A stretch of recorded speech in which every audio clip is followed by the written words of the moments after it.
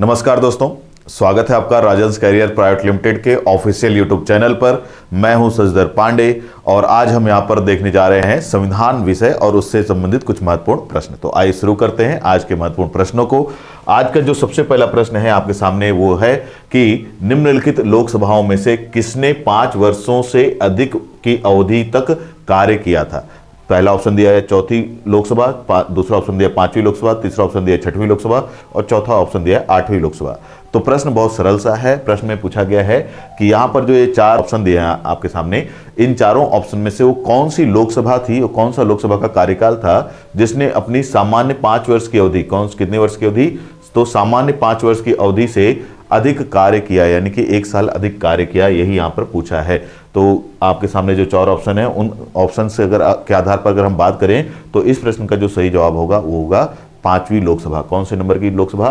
5वें नंबर की लोकसभा जो थी उसने अपने सामान्य कार्यकाल से यानी कि 5 वर्ष से 1 वर्ष अधिक तक कार्य किया था। ये आपको याद रखना होगा। तो ऑप्शन बी इस प्रश्न का सही जवाब है। इसके बाद आते हैं हम अपने अगले प्रश्न पर। हमारा अगला प्रश्न है मंत्रिमंडल की बैठक की अध्यक्षता कौन करता है। तो यहाँ पे 4 ऑप्शन दिए गए हैं और उनमें पहला ऑप्शन है राष्ट्रपति, दूसरा ऑप्शन है उपराष्ट्रपति, तीसरा ऑप्शन है लोकसभा अध्यक्ष और चौथा ऑप्शन है प्रधानमंत्री। तो आपको यह बताना है, प्रश्न में पूछा गया है कि इन चारों में से वो कौन होता है जो मंत्रिमंडल की अध्यक्षता करता हुआ दिखाई देता है। ये केंद्रीय स्तर पर पूछा गया प्रश्न है।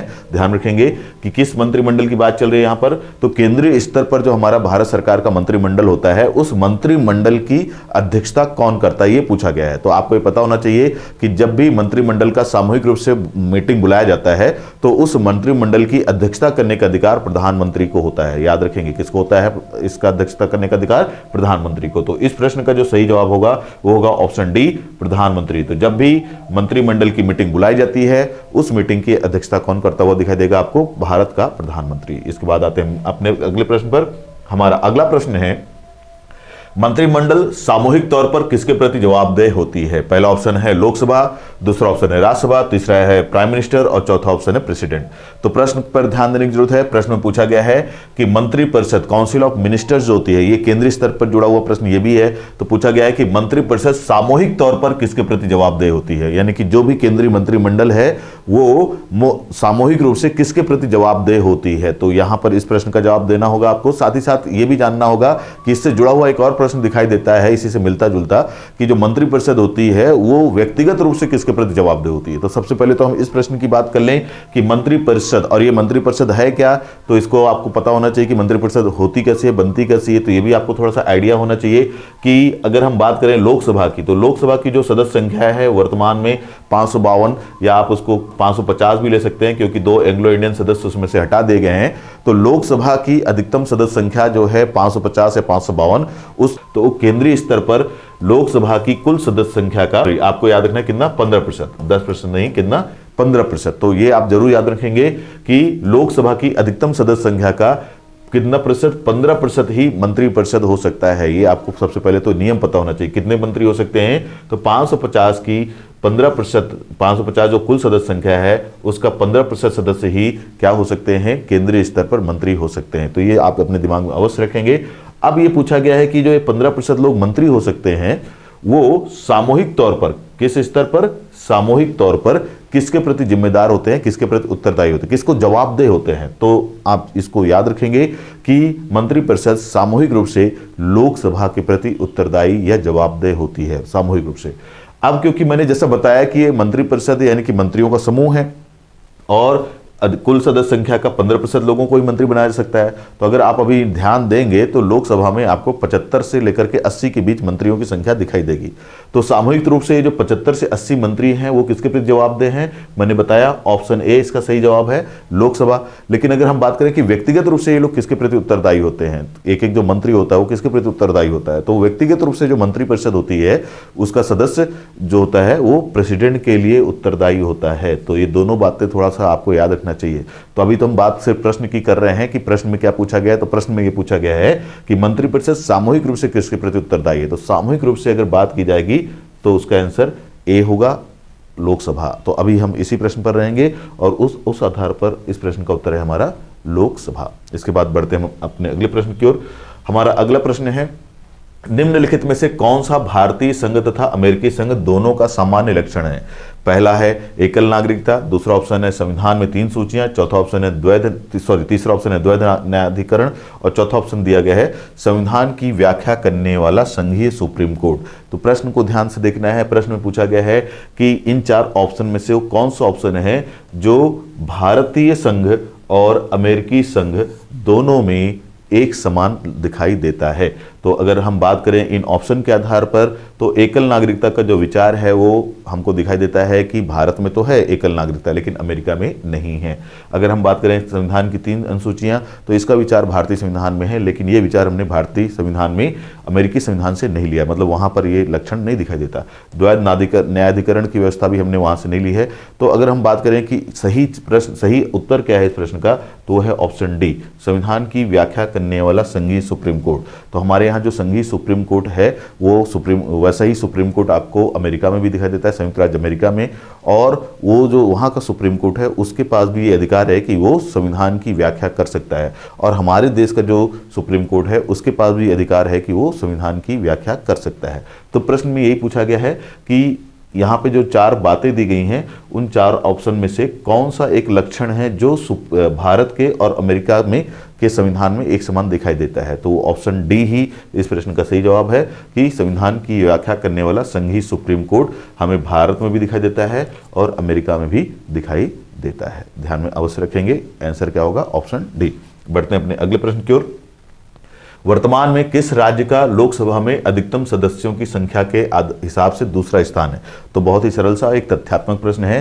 प्रश्न में ये पूछा गया है कि यहाँ पर जो ये 4 ऑप्शन दिए गए हैं, इन 4 ऑप्शन में से वो कौन सा राज्य है जहां पर वर्तमान में लोकसभा की सदस्य संख्या ज़्यादा है, किस नंबर पर? दूसरे नंबर पर। तो सबसे पहले तो आपको ये पता होना चाहिए कि वर्तमान में लोकसभा के सदस्यों की सर्वाधिक संख्या जिस राज्य में है वो है उत्तर प्रदेश।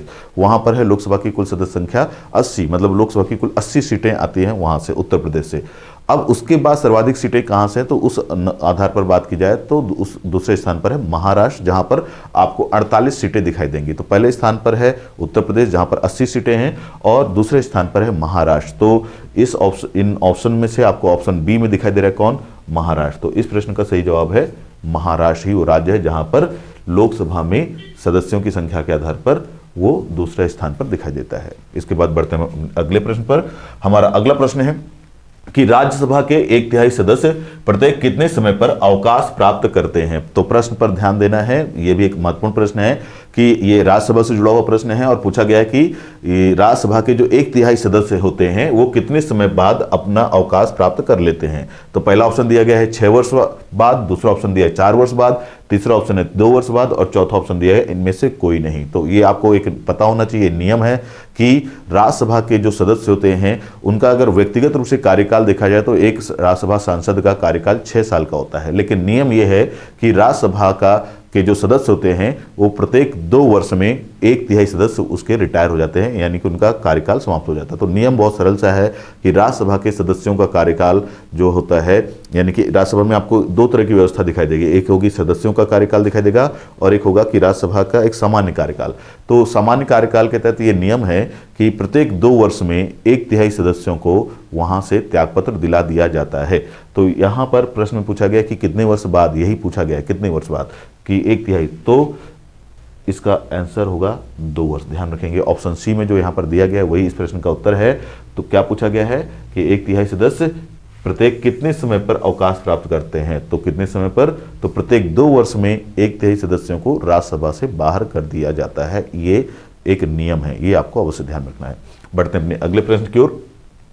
हमारा अगला प्रश्न है, भारत एक संसदीय लोकतंत्र है क्योंकि, मतलब यहां पर पूछा गया कि क्यों ऐसा माना जाता है कि भारत एक संसदीय लोकतंत्र है, आखिर भारत को संसदीय लोकतंत्र क्यों कहा जाता है? तो पहला ऑप्शन दिया गया है कि क्योंकि यहां पर राष्ट्रपति संसद का सदस्य नहीं होता इसलिए, तो ऐसा कुछ भी नहीं है, ये आप ध्यान रखेंगे। तो ये ऑप्शन नहीं है, ये गलत है। दूसरा ऑप्शन है कि संसद सदस्य सीधे जनता द्वारा चुने जाते हैं। तीसरा ऑप्शन है कार्यपालिका संसद के प्रति उत्तरदायी होती है। चौथा ऑप्शन है शक्तियां केंद्र तथा राज्य के बीच स्पष्ट रूप से बांट दी गई हैं। तो इनमें से जो सारी बातें यहाँ पर दी गई हैं उनमें से इस प्रश्न का जो सही जवाब होगा वो होगा ऑप्शन बी, जो यहाँ पर दिया गया है क्या, संसद सदस्य सीधे जनता द्वारा चुने जाते हैं। ये ही आपके लिए इंपॉर्टेंट है कि हम एक संसदीय लोकतंत्र हैं। इसका मतलब है कि यहाँ पर जो सिस्टम चलता है, शासन चलता है, वो संसद के माध्यम से चलता है और उस संसद के जो सदस्य होते हैं उनको चुनने का अधिकार किसको होता है, जनता को होता है। तो जो संसद के सदस्य होते हैं उन्हें सीधे तौर पर जनता के द्वारा चुना जाता है, ये आपको ध्यान रखना है। इसी वजह से हम लोग क्या हैं, एक संसदीय लोकतंत्र हैं। बढ़ते हैं अपने अगले प्रश्न की ओर। हमारा अगला प्रश्न है, वे कौन से प्रधानमंत्री हैं जो अपने कार्यकाल में कभी भी संसद में उपस्थित नहीं हुए थे। 4 ऑप्शन दिए गए हैं। पहला है चंद्रशेखर, दूसरा ऑप्शन है अटल बिहारी वाजपेयी, तीसरा ऑप्शन है चौधरी चरण सिंह और चौथा ऑप्शन है वीपी सिंह। तो एक तथ्यात्मक प्रश्न है और प्रश्न में ये पूछा गया है कि ये चारों ही व्यक्ति जो हैं, यहाँ पर व्यक्तित्व दिए गए हैं, ये चारों ही भारत के प्रधानमंत्री रह चुके हैं। इन चारों में से वो कौन से प्रधानमंत्री हैं जिन्होंने कभी भी अपने प्रधानमंत्रित्व के कार्यकाल में लोकसभा का सामना नहीं किया, यही यहाँ पर पूछा गया है। तो इस प्रश्न का जो सही जवाब है वो है पूर्व प्रधानमंत्री चौधरी चरण सिंह। चौधरी चरण सिंह एक ऐसे प्रधानमंत्री हैं जो कभी भी लोकसभा का सामना नहीं कर पाए, क्योंकि जब वो प्रधानमंत्री बने और उन्हें अपना लोकसभा में बहुमत साबित करना था, उसके पहले ही उन्हें त्यागपत्र देना पड़ गया। इस वजह से वो लोकसभा तक पहुंच ही नहीं पाए। तो इस प्रश्न का जो सही जवाब है वो है क्या, ऑप्शन सी, चौधरी चरण सिंह। बढ़ते हैं अपने अगले प्रश्न की ओर। हमारा अगला प्रश्न है राज्यसभा के सदस्यों का चुनाव।